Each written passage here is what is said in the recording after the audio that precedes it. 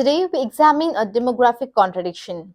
India as a whole has debated population control for decades, but Sikkim is facing the opposite challenge.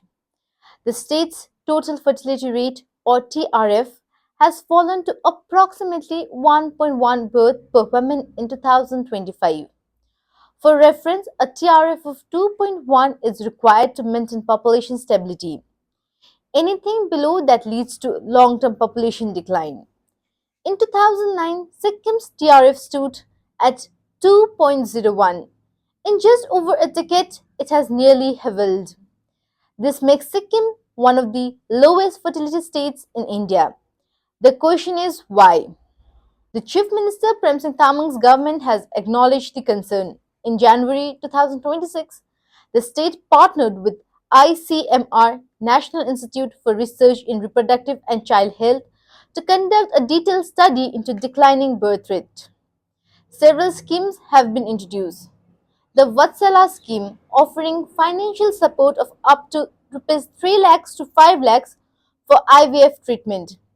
Between April 2022 and mid 2024, around 779 beneficiaries received assistance.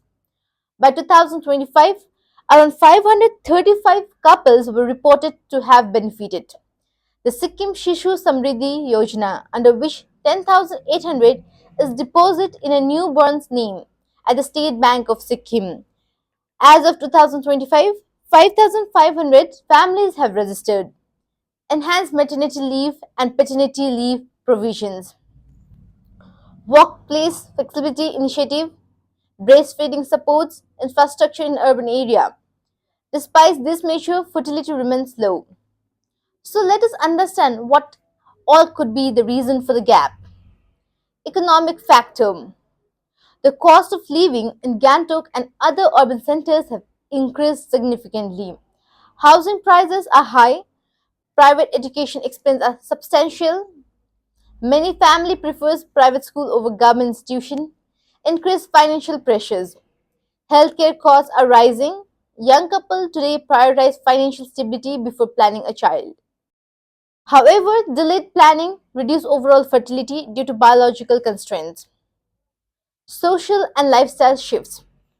Marriage age has increased globally. Millennials are marrying late compared to previous generation. Late marriage reduced reproductive years. Career aspirations have also changed family planning patterns. Women are pursuing higher education and professional career. Dual income households are common. Children's responsibility are viewed as long-term financial and emotional commitment. The pandemic also reshaped the attitude. Many households experienced financial insecurity and health risks during the COVID-19. The period reinforced cautions about expanding family. Sikkim is not alone. Countries like Singapore, South Korea, and Hong Kong have fertility rates near or below 1.0. The United States is also experiencing one of the lowest rates in decades. Lower fertility is now a global trend in developing and rapidly modernized society. Urbanization, education, and workforce participation are strongly linked to declining birth rates. Urban centers like Gantok, Namche, and Rabangla shows a stronger child-free trends. In semi-urban areas such as Majda, Rangpur, and Jorthang, fertility patterns are relatively higher. However, these areas face other social challenges, including economic stress linked to industrialization. This indicates that the fertility decline is closely tied to urban lifestyle patterns and economic expectations. A sustained fertility rate of 1.1 has long-term consequences. It leads to aging population, smaller workforce, increased dependency ratio, pressure on economic productivity. For a small state like Sikkim, demographic imbalance also raises concern about preserving indigenous identity and maintaining socio-economic equilibrium. This is not immediate crisis, but it's a structural trend.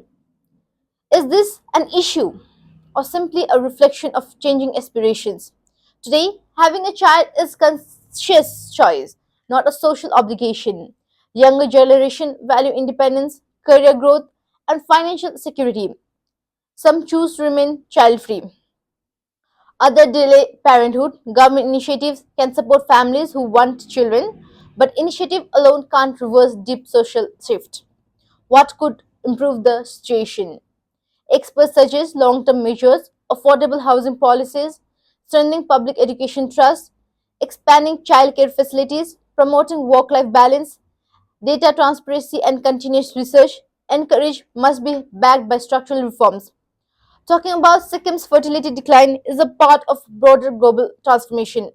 But for a small Himalayan state, the impact may be sharper and faster. The debate must be beyond emotions. It must focus on economic, policy design, and social realities. Whether fertility rises again or stabilizes at a low level will depend on how effective policy aligns with the lifestyle realities. This is not about forcing families to have children. It is about understanding why they are choosing not to and whether the system supports those who want to.